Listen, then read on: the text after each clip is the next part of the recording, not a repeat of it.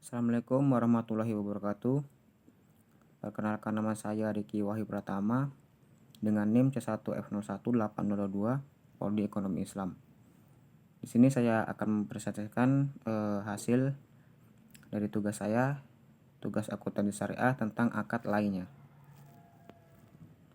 Adapun pembahasan yang akan saya bahas, yang pertama yaitu akad syarf, yang kedua akad wadiah, yang ketiga akad al-wakalah, yang keempat akad al-kafalah, yang kelima akadul hasan, yang keenam akad al-hiwalah, dan terakhir akad al-rahan.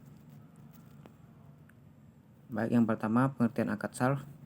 Pertukaran mata uang asing dalam istilah bahasa Inggris dikenal dengan money change atau foreign exchange. Dalam bahasa Arab sering disebut dengan kata al-syarf. Dalam kamus al-Munjib fi al-Lugha disebut bahwa al-syarf berarti menjual uang dengan uang lainnya. Cara bahasa, pertukaran mata uang asing atau al-syarf mempunyai arti al-ziyadah atau tambahan, penukaran, pengindaran atau transaksi jual beli. Sedangkan secara istilah atau terminologi terdapat beberapa definisi dari beberapa ulama sebagai berikut. Dari Wahbah al-Juhaili mengatakan al-syarf ialah pertukaran mata uang dengan mata uang lainnya, baik satu jenis maupun lain jenis, seperti uang dolar dengan uang rupiah atau uang rupiah dengan uang ringgit. Berikutnya Ibnu Maudud al-Mausuli mengatakan bahwa al-syarf ialah pertukaran mata uang dengan mata uang lainnya atau satu jenis barang dengan jenis barang lainnya yang sama cetakan, bentuk, dan logam. Apabila ditukar uang dengan uang atau emas dengan emas, perak dengan perak, maka hal tersebut tidak diperbolehkan kecuali dengan semisal serta cara serah terima. Dari Fat Rifai mengatakan bahwa al-syarf adalah jual beli mata uang. Pada asalnya mata uang merupakan emas dan perak.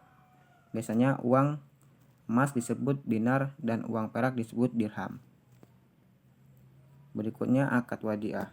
Secara etimologi wadiah berarti titipan atau amanah. Kata al-wadiah berasal dari kata wada'ah ya'adu wada'an. Juga berarti membiarkan atau meninggalkan sesuatu, sehingga secara sederhana wadiah adalah sesuatu yang dititipkan. Dalam literatur fikih, para ulama berbeda-beda dalam mendefinisikan disebabkan perbedaan mereka dalam beberapa hukum yang berkenaan dengan wadiah tersebut, yaitu perbedaan mereka dalam pemberian upah bagi pihak penerima titipan. Transaksi ini dikategorikan taukil atau sekedar menitip. Barang titipan tersebut harus berupa harta atau tidak. Hukum al-wadiah menitipkan sesuatu kepada orang, hukumnya boleh. Dianjurkan menitipkan sesuatu pada seseorang yang tahu bahwa ia mampu menjaga harta titipan itu. Orang yang dititipi sesuatu wajib menyimpannya di tempat penyimpanan yang selayaknya. Titipan adalah amanat di tangan yang dititipi. Dia wajib mengembalikannya ketika pemiliknya memintanya. Berikutnya akad al-wakalah. Wakalah secara etimologi yang berarti al-hafid, pemeliharaan, al-tahfid, penyerahan, pendelegasian atau pemberian mandat. Sedangkan secara terminologi wakalah adalah pemberi kewenangan atau kuasa pada pihak lain tentang apa yang harus dilakukan, dan ia penerima kuasa secara syar'i menjadi pengganti pemberi kuasa selama batas waktu yang ditentukan. Ada beberapa jenis wakalah, antara lain wakalah muqayyadah khusus, yaitu pendelegasian terhadap pekerjaan tertentu. Dalam hal ini merupakan seorang wakil tidak boleh keluar dari wakalah yang ditentukan, maka melakukan perbuatan hukumnya secara terbatas. Berikutnya wakalah mutlakah, yaitu pendelegasian secara mutlak, misalnya sebagai wakil dalam pekerjaan. Maka seorang wakil dapat melaksanakan wakalah secara luas, maka melakukan perbuatan hukumnya secara mutlak. Berikutnya akad al-kafalah. Menurut bahasa, al-kafalah secara etimologi berarti jaminan. Al-hamalat, beban, dan tanggungan. Kafalah juga berarti mengalihkan tanggung jawab seorang yang dijamin dengan berpegang pada tanggung jawab orang lain sebagai penjamin. kedua, menurut Syarah, menurut Mahsad Syafi'i, al-kafalah adalah akad yang menetapkan iltizam hak yang tetap pada tanggungan beban yang lain, atau menghadirkan zat benda yang dibebankan atau menghadirkan badan oleh orang yang berhak menghadirkannya. Yang kedua, menurut mazhab Maliki, al-kafalah adalah orang yang mempunyai hak mengerjakan tanggungan pemberi beban serta bebannya sendiri yang disatukan, baik menanggung pekerjaan atau yang sesuai atau sama maupun pekerjaannya.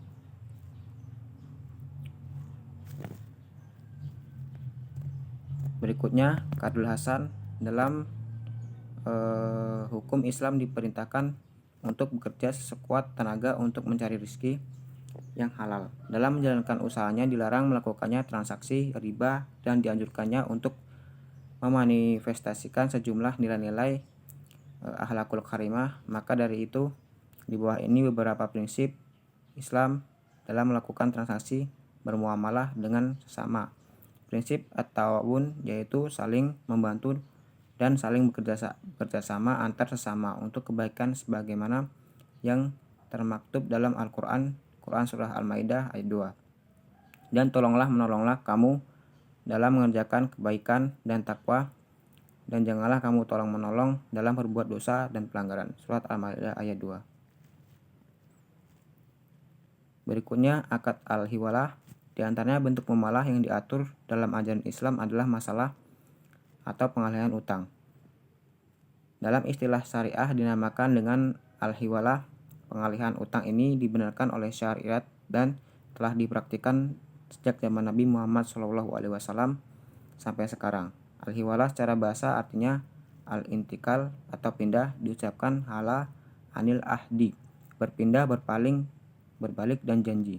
Sedangkan secara istilah, definisi al-hiwalah menurut ulama Hanafiyah adalah memindah atau al-naklu, penuntutan atau penagihan dan tanggungan pihak yang berutang, al-madin, kepada tanggungan pihak al-multazim atau yang harus membayar utang. Dalam hal ini adalah al-muhal lalahi.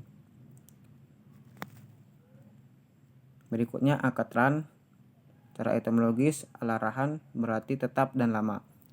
Sedangkan al-habs berarti menahan terhadap suatu barang dengan hak sehingga dapat dijadikan sebagai pembayaran dari barang tersebut. Makna gadai atau rahan dalam bahasa hukum perundang-undangan disebut sebagai barang jaminan, agunan, dan rungguan.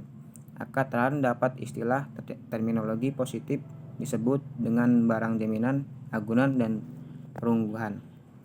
Dalam Islam, rahan merupakan saran saling tolong-menolong bagi umat Islam tanpa adanya imbalan. Sedangkan menurut istilah syarah, yang dimaksud dengan rahan adalah menjadikan suatu barang yang mempunyai nilai harta dalam pandangan syarah sebagai jaminan utang yang memungkinkan untuk mengambil seluruh atau sebagian utang dari barang tersebut. Ya, mungkin hanya itu yang dapat saya sampaikan. Lebih dan kurangnya mohon dimaafkan. Saya Iri. Wabillahi taufiq wal hidayah. Wassalamualaikum warahmatullahi wabarakatuh.